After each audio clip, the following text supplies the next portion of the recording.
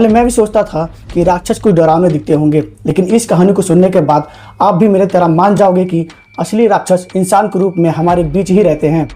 आज हम बात कर रहे हैं हरियाणा के करोरा गांव के 23 साल के मनोज और 19 साल की बबली की। एक ऐसी कहानी जहां प्यार करने की सज़ा सिर्फ मौत नहीं बल्कि रूह कपा देने वाली हैवानियत थी। और ये सब कुछ किसी पुराने ज़माने में नहीं बल्कि साल 2007 में हुआ था। इस केस को भारत के कानूनी इतिहास में रेयरेस्ट ऑफ रेयर केस में गिना जाता है।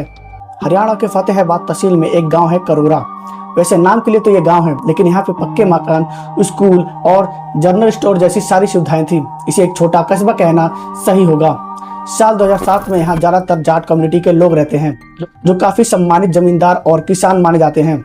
ये लोग अपनी परंपराओं और संस्कृति को बहुत मानते हैं, लेकिन परंपरा की इज्जत करना और परंपरा के नाम पर अंधा हो जाना, इन दोनों में बहुत बड़ा फर्क होता है। मनोज और बबली दोनों इसी गांव के रहने वाले थे और एक ही कम्युनिटी से थे, लेकिन दोनों के परिवारों की माली हालत में जमीन आसमान का फर्क था। मनोज अपने घर का सबसे बड़ा बेटा था। उसके पिता की मौत हो चुकी थी, इसलिए उसकी माँ चंद्रपति ने बहुत दुखों के साथ उसका घर चलाया था। मनोज को पढ़ाई की उम्र में ही काम संभालना पड़ा। करोरा से थोड़ी दूर कैथल में उसकी एक इलेक्ट्रॉनिक की दुकान थी, जो उसके घर की कमाई का जरिया थी। मनोज को से सीधा दुकान जाता था। उसकी ज़िंदगी बड़ी सिंपल और बोरिंग चल रही थी, लेकिन साल 2005 में उसकी लाइफ में बबली की एंट्री हुई। बबली एक संपन्न परिवार से थी। वो उसी स्कूल में पढ़ती थी जहाँ मनोज था। उस वक्त दोनों बहुत मैच्योर नहीं थे, लेकिन धीरे धीरे दोनों में प्यार हो गया। बबली के आने से मनोज की बोरिंग जिंदगी में रंग भर गया। अब स्कूल जाना उसके लिए मज़ेदार हो गया था, क्योंकि वहाँ बबली से मिलने का मौका मिलता था। लेकिन दोनों जानते थे कि गांव वाले और उनकी कम्युनिटी इस रिश्ते को कभी कबूल नहीं करेगी।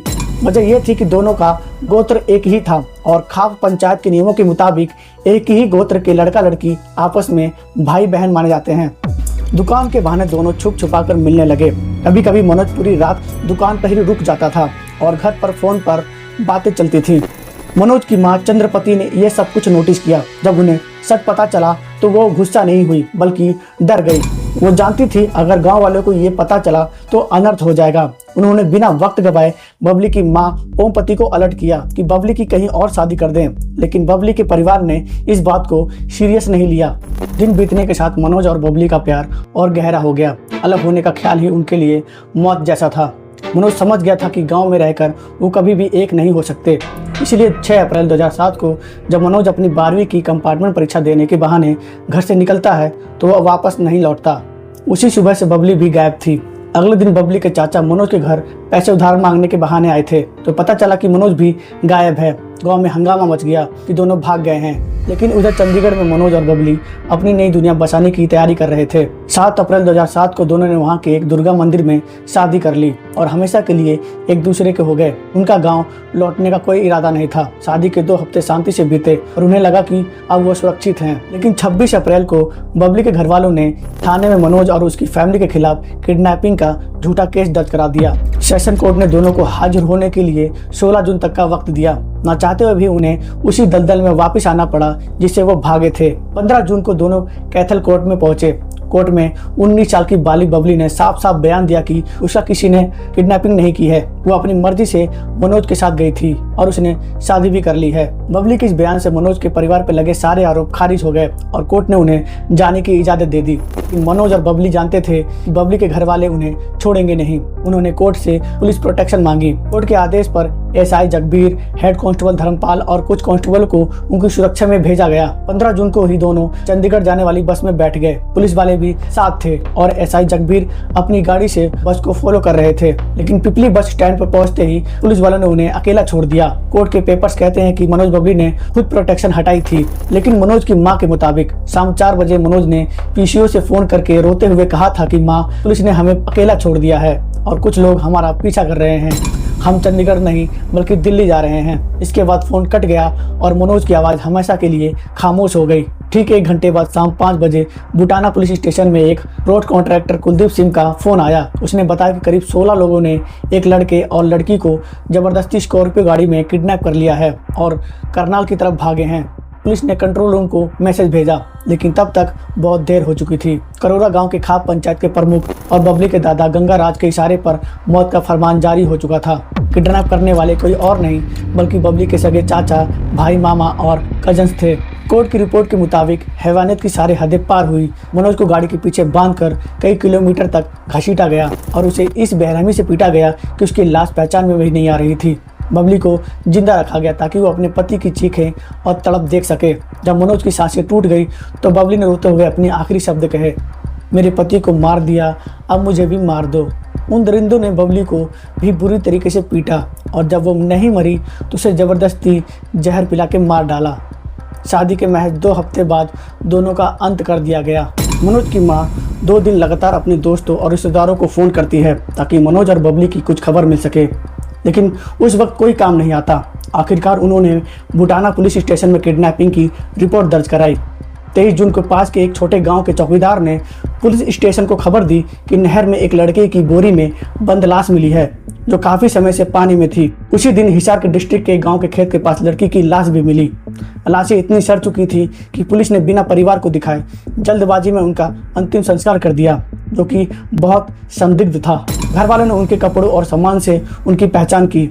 पुलिस की जांच आगे बढ़ी। चश्मदीद कुलदीप सिंह के वीडियो से उस स्कॉर्पियो का नंबर मिला, जिससे पता चला कि वो किराए की गाड़ी थी और उसका मालिक मनदीप सिंह था। 26 जून को मनदीप पकड़ा गया। सख्ती से पूछताछ के बाद 27 जून को उसने उगल दिया कि वो सिर्फ ड्राइवर था और इस मर्डर में बबली के चाचा राजिंदर, भाई सुरेश, कजिन गुरुदेव और सतीश शामिल थे। पुलिस ने जब छापेमारी की तो ये लोग फरार थे, लेकिन फ़ोन ट्रेस करके राजिंदर, सुरेश और गुरुदेव को गिरफ्तार कर लिया गया। उसके पास से जहर की बोतल और मनोज का वॉलेट मिला। सबसे बड़ा सबूत मिला उनका गेटवे कार, एक पुरानी मारुति 800, जिसे वो सबूत मिटाने के लिए स्क्रैप शॉप में कटवाने वाले थे। पुलिस ने सही वक्त पर वो कार बरामद कर ली। वैक्यूम क्लीनर से जब कार की सफाई हुई तो उसमें से मनोज के शर्ट के 2 बटन मिले, बबली के घुंघरू के टुकड़े मिले, बाल, हेयर पिन और दोनों की जली हुई तस्वीरें मिली। कार की सीटों पर खून के धब्बे थे, जिसका डीएनए बबली की मां से मैच हो गया। ड्राइवर बरू राम, जो कि बबली का मामा था, वो भी पकड़ा गया। अब उस पूरे क्राइम के मास्टरमाइंड का नाम सामने आया, गंगाराज। गंगाराज बबली का दादा, खाप का लीडर और लोकल कांग्रेस नेता था। वो इतना पावरफुल था कि डीएसपी ने कोर्ट में लिखित रिपोर्ट दी कि अगर गंगाराज को पकड़ा गया तो पूरे इलाके की कानून व्यवस्था बिगड़ जाएगी। इस वजह से मनोज के परिवार का जीना नरक हो गया। पूरे गांव ने उनका हुक्का पानी बंद कर दिया। खाप ने नियम बनाया कि जो भी मनोज की फैमिली से बात करेगा उसे 25,000 रुपये का जुर्माना देना होगा। लोकल वकीलों ने उनका केस लड़ने से मना कर दिया, जिसके बाद उन्होंने दूसरे गांव से वकील लाल बहादुर खोवाल को हायर किया। पॉलिटिकल प्रेशर की वजह से केस 3 साल तक अटका रहा, क्योंकि चुनाव आने वाले थे और गंगाराज एक बड़ा वोट बैंक था। लेकिन डेमोक्रेटिक वीमेंस एसोसिएशन की जगमती सांगवान की कोशिशों ने ये मामला नेशनल मीडिया पे लाया। इसी बीच 2009 में वेदपाल और सोनिया का भी ऐसा ही खाप मर्डर सामने आया, जिसे देश भर में खाप पंचायतों के खिलाफ गुस्सा भड़क गया। जनवरी 2010 में मनोज की बहन सीमा, जो कि पुलिस की ट्रेनिंग कर रही थी, उस पर जानलेवा हमला करवाया गया ताकि परिवार केस वापस ले ले, लेकिन उन्होंने हार नहीं मानी। आखिरकार 30 मार्च 2010 को सेशन कोर्ट की जज बानी गोपाल शर्मा ने एक ऐतिहासिक फैसला सुनाया। बबली के चाचा राजिंदर, भाई सुरेश, मामा बाबूराम, सतीश और गुरुदेव को फांसी की सजा सुनाई गई। मास्टरमाइंड गंगाराज को उम्र कैद और ड्राइवर मनदीप को 7 साल की सजा हुई। साथ ही उस हेड कांस्टेबल को भी बर्खास्त किया गया जिसने लोकेशन लीक की थी। जज बानी गोपाल शर्मा को इस फैसले के बाद जान से मारने की धमकियां भी मिली, लेकिन उन्होंने न्याय किया। लेकिन ये खुशी ज़्यादा दिन तक नहीं टिकी। खाप पंचायत ने घर घर से पैसा इकट्ठा किए और हाई कोर्ट में अपील की। 11 मार्च 2011 को पंजाब और हरियाणा हाई कोर्ट ने सेशन कोर्ट के फैसले को बदल दिया। 5 दोषियों की फांसी की सज़ा को उम्र कैद में बदल दिया। और सबसे हैरान करने वाली बात, सबूतों की कमी का फायदा उठाकर सतीश और मुख्य साजिशकर्ता गंगाराज को बाइज्जत बरी कर दी। पुलिस की लापरवाही और मिली भगत की वजह से कई सबूत मिट चुके थे।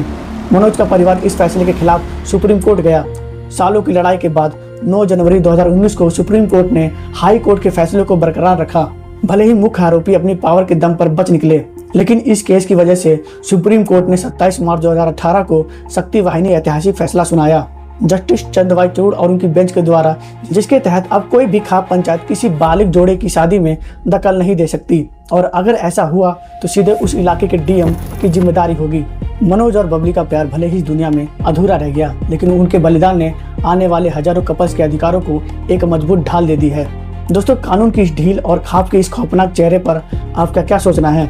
कमेंट में अपनी राय जरूर दें। वीडियो को लाइक और चैनल को सब्सक्राइब करना ना भूलें। तो मिलते हैं अगले वीडियो में, तब तक के लिए जय भारत।